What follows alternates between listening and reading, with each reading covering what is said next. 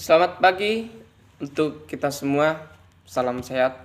Semoga kita dalam perlindungan Tuhan. Perkenalkan, nama saya Juan Sihombing. Saya adalah mahasiswa dari Politeknik Negeri Medan, program studi manajemen bisnis di kelas 1A. Pada kesempatan ini, kita akan membahas kembali materi ekonomi yang berjudul berpikir seperti seorang ekonomi.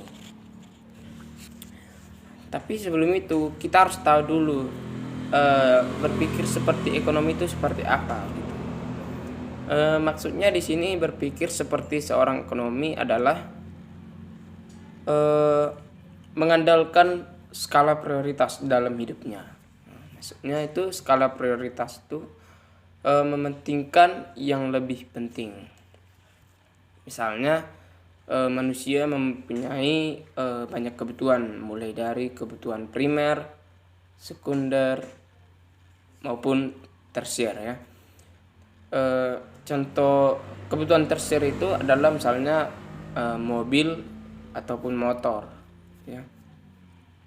Memang mobil itu juga sebuah kebutuhan, juga penting dalam kehidupan, misalnya sebagai alat transportasi. Tapi sebelum ke sana ada yang lebih penting, misalnya adalah kebutuhan primer seperti makanan, pakaian, kemudian tempat tinggal. Oke, demikianlah berpikir seperti seorang ekonomi.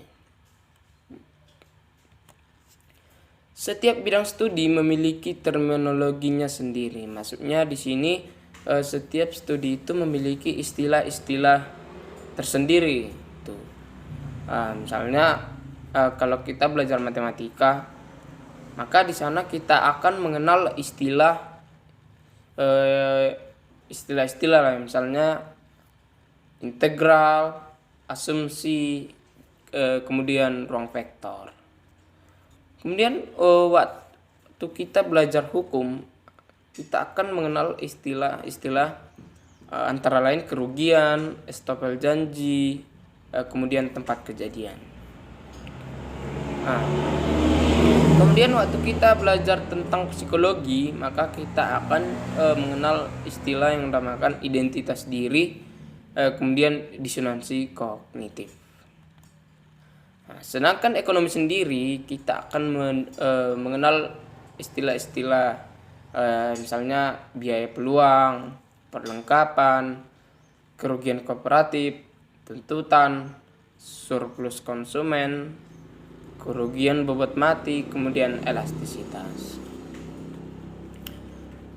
Oke, ekonomi melatih Anda untuk berpikir dalam hal alternatif. Maksudnya tuh di sini dalam memecahkan sebuah masalah itu ekonomi akan menghasilkan sebuah alternatif untuk membantu memecahkan masalah tersebut. Gitu. Di sini dikatakan ekonomi melatih Anda untuk mengevaluasi biaya pilihan individu dan sosial. Kemudian memperiksa dan memahami bagaimana peristiwa dan masalah tertentu yang terkait. Maksudnya di sini itu terjadi sebuah peristiwa yang berkaitan dengan yang lain. Seperti yang kita alami sekarang, virus COVID-19. Itu awalnya itu berasal dari negara Cina. Maka itu akan berkaitan dengan negara lain. Seperti yang kita alami sekarang, COVID-19 itu tidak hanya di Cina saja, cuman dia akan berjangkit ke negara yang lain, berkaitan dengan satu sama lain. Gitu. Tapi bukan dalam hal kesehatan saja, dalam hal ekonomi juga berpengaruh, gitu ya. Seperti ya kebijakan pemerintah yang dibuat kemarin itu lockdown ya, itu sangat berpengaruh kepada ekonomi negara kita. Oke, lanjut ekonomi sebagai ilmuwan. Kenapa ekonomi itu disebut sebagai ilmuwan? Karena ekonomi itu melibatkan berpikir secara analitis dan objektif.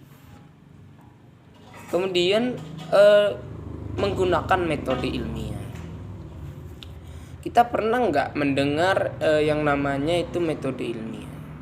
Itu biasanya dalam metode ilmiah itu artinya sebuah penelitian yang dapat dibuktikan kebenarannya. Agar lebih jelas kita bahas sama-sama. Metode ilmiah menggunakan model abstrak untuk membantu menjelaskan bagaimana dunia nyata yang kompleks dan beroperasi. Nah, itulah metode ilmiah. Kemudian mengembangkan teori, mengumpulkan teori, dan menganalisis data untuk membuktikan teori. Misalnya nih COVID-19. Kita metode ilmiah itu misalnya kita harus mengumpulkan data-data dulu apa yang menyebabkan COVID-19 ini. Kemudian kita analisis data. Kemudian agar lebih kuat, kemudian kita akan melaksanakan sebuah eksperimen ya. Oke, lanjut. Di sini dikatakan peran asumsi. Asumsi itu artinya itu sebuah dugaan. Ini contohnya nih agar lebih mudah dipahami. Misalnya ada sebuah kejadian kecelakaan mobil. Dikatakan ini diduga supir mengantuk. Itu maksudnya asumsi. Dugaan agar kita lebih mudah menangkap gitu. Di sini dikatakan ekonomis membuat asumsi agar dunia lebih mudah dipahami.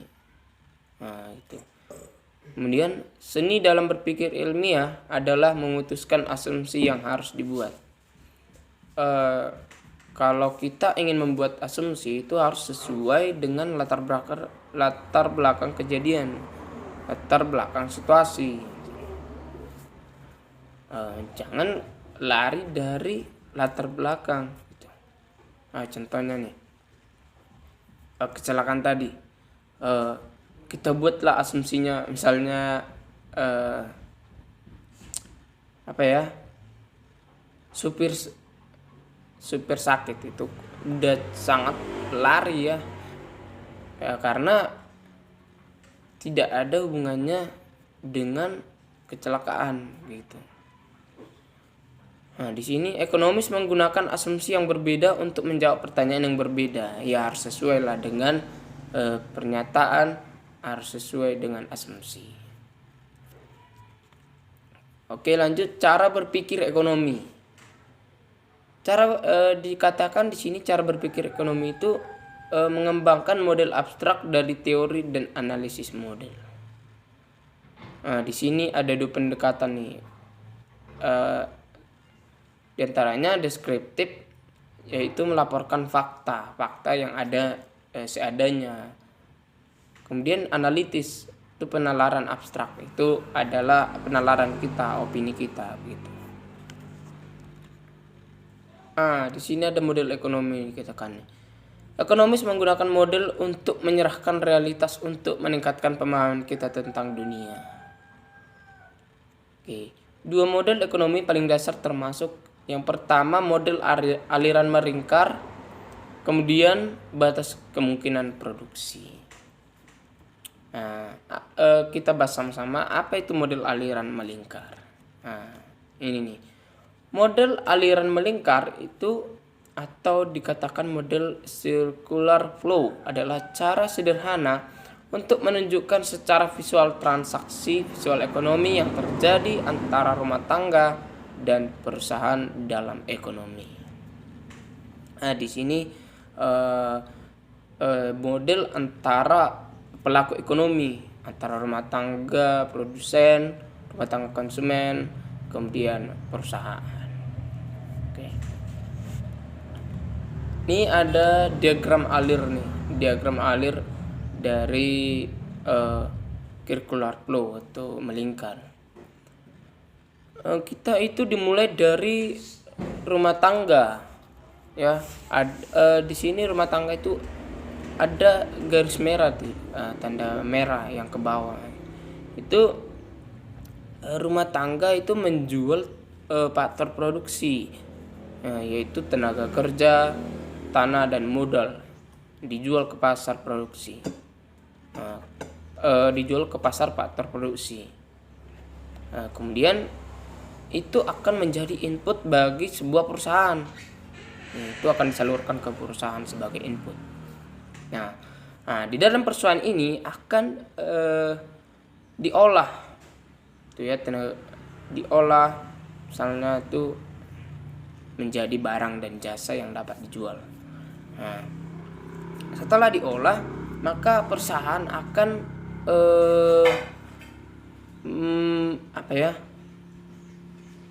membuatnya di pasar barang dan jasa. Nah, perusahaan itu akan menjual barang dan jasa itu ke pasar.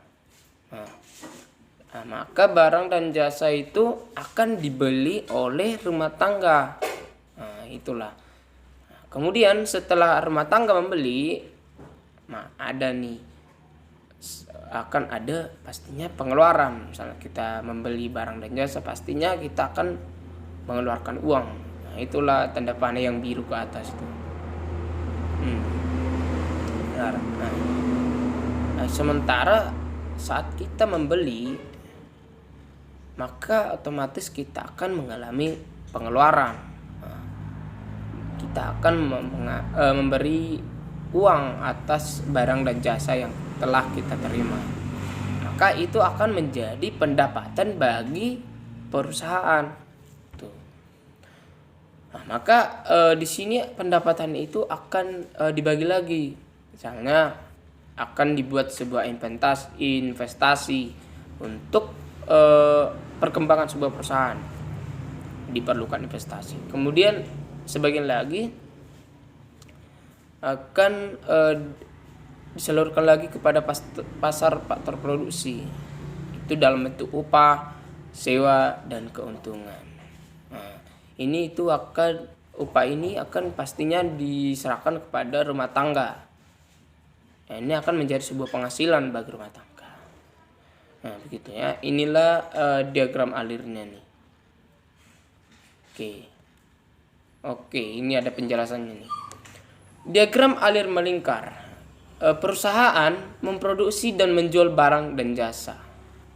Kemudian menyewa dan menggunakan faktor produksi.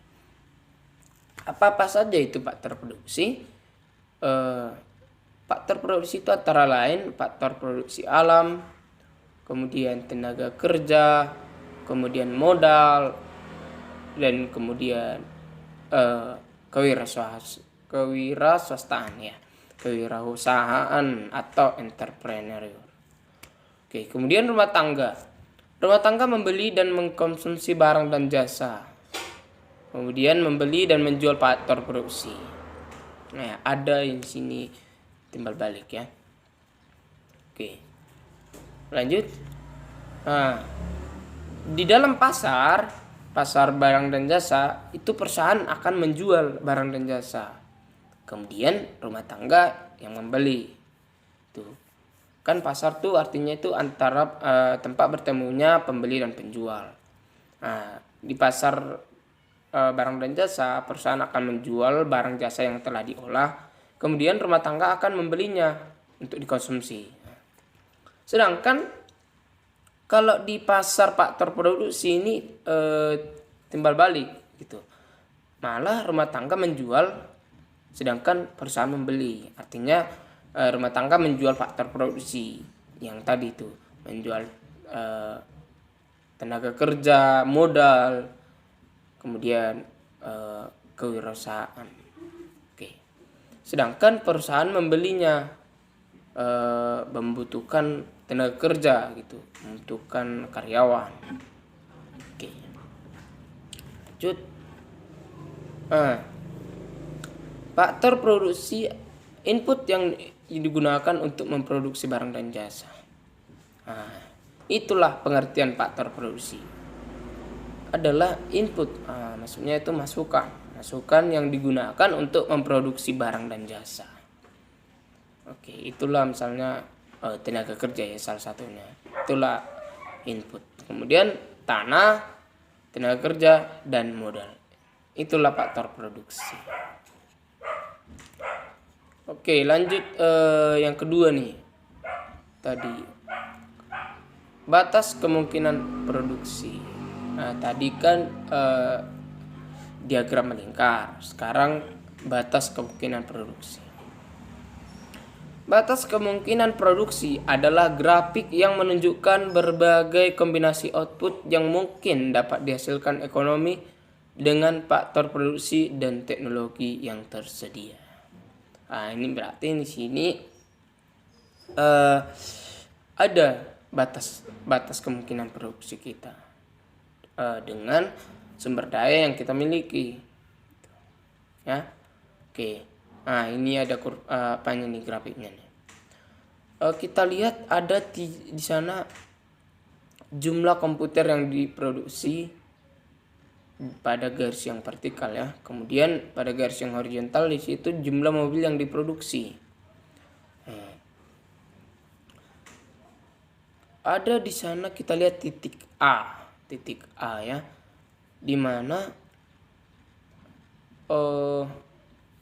pada kondisi tersebut sebuah negara atau sebuah perusahaan dapat menciptakan 2000 komputer ya, 2000 komputer.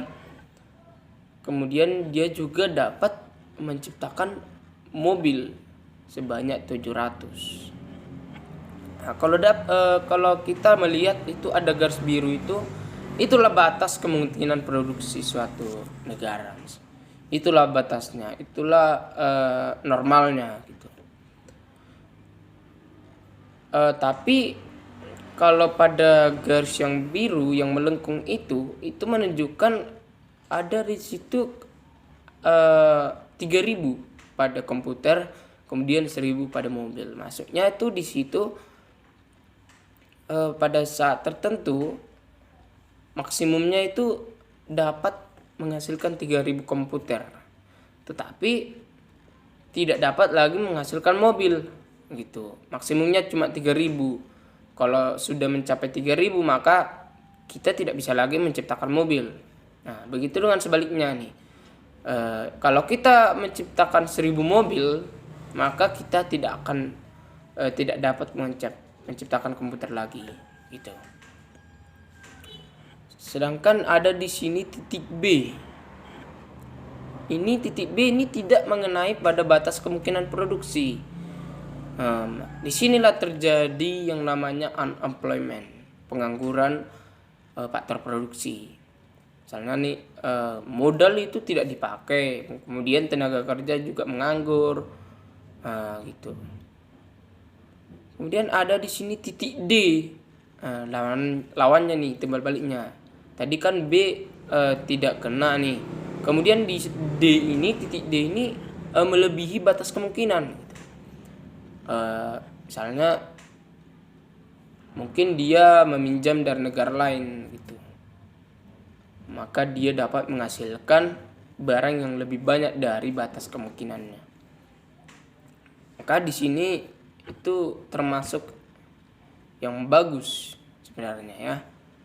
Dapat menciptakan barang di atas kemungkinannya gitu.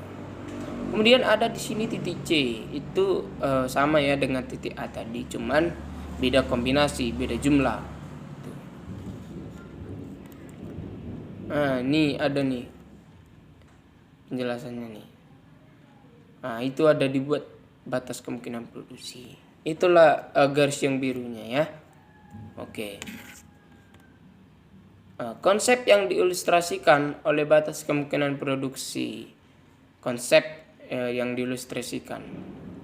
Yang pertama adalah efisiensi, kemudian pengorbanan, yang ketiga kemungkinan biaya atau opportunity cost ya, opportunity cost.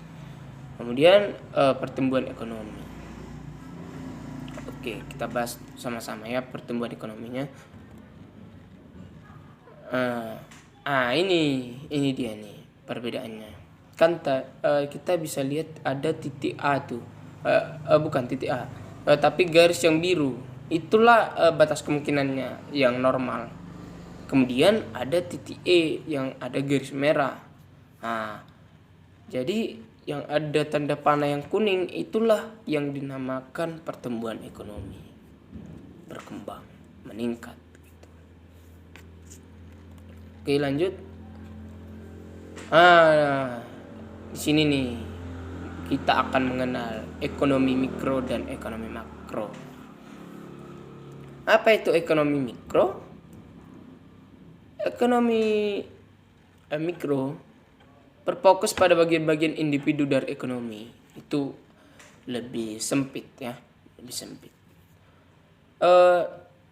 Di antaranya bagaimana rumah tangga dan perusahaan membuat keputusan dan bagaimana mereka berinteraksi di pasar tertentu. Nah, ini kita seperti pada yang tadi tuh, circular flow yang melingkar, hubungan antara rumah tangga dan perusahaan. Itulah ekonomi mikro. Kemudian ekonomi makro, berarti makro itu lebih luas ya. Melihat perekonomian secara keseluruhan ya, lebih meluas ya, daripada ekonomi mikro. Di antaranya itu bagaimana pasar secara keseluruhan, kemudian berinteraksi secara nasional. Contoh lain dari ekonomi makro ini adalah pertumbuhan ekonomi, kemudian inflasi, ya. Nah, gitu ya. Itulah ekonomi mikro dan ekonomi makro. Lanjut, dua peran ekonomi. Yang pertama, ketika mereka mencoba menjelaskan dunia, mereka adalah ilmuwan. Nah, kemudian, ketika mereka mencoba untuk mengubah dunia, mereka adalah pembuat kebijakan. Itulah peran ekonomi. Oke, lanjut. Antara analisis positif dan normatif. Pernyataan positif adalah pernyataan yang menggambarkan dunia apa adanya. Apa adanya, maksudnya yang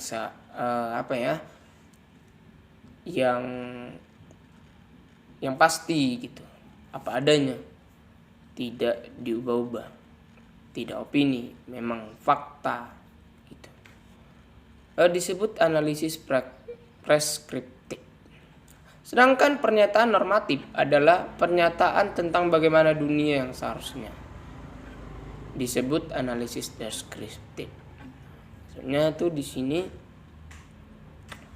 yang ini udah masuk kepada opini. Bagaimana dunia seharusnya. Tapi walaupun misalnya kita sudah membuat pernyataan, tapi belum tentu akan terjadi. Contohnya tuh macet, ya ada macet di Jakarta, maka akan dibuat 2 jalur. Tapi belum tentu itu akan bisa meringankan macet itu. Dan sedangkan pernyataan positif di sini apa adanya, misalnya contohnya tuh semua manusia akan mati. Nah itu ya, memang pada akhirnya memang manusia akan mati.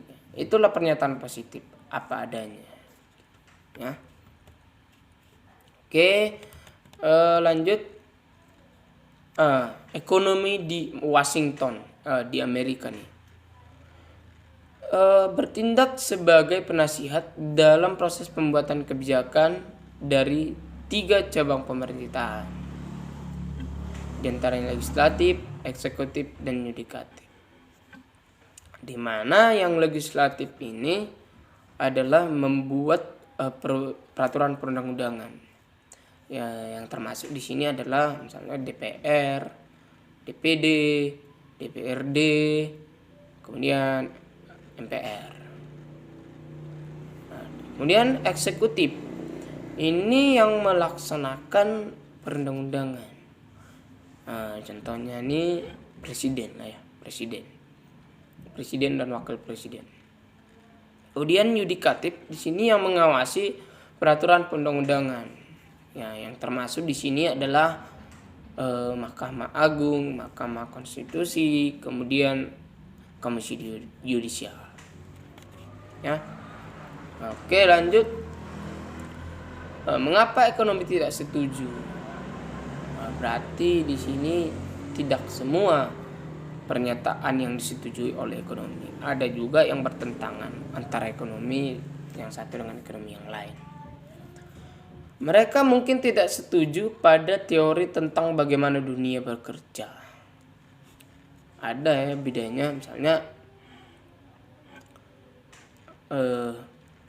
ekonomi yang satu membuat keputusan, misalnya kita harus mengendalikan inflasi dulu. Sedangkan ekonomi yang lain beranggapan harus mengatasi pengangguran dulu. Gitu. Ada pertentangan gitu ya. Mereka mungkin memiliki nilai yang berbeda. Dengan demikian pandangan normatif yang berbeda. Nah, ini mempunyai pandangan yang berbeda. Tuh. Misalnya yang tadi tuh antara inflasi dan pengangguran. Ada yang satu berpikir kalau inflasi itu dikendalikan lebih dulu, maka nilai rupiah akan meningkat. Tapi ada juga yang lain mengatakan kita harus mengendalikan pengangguran dulu untuk meningkatkan pertumbuhan ekonomi suatu negara. Jadi ada perbedaan pandangan normatif.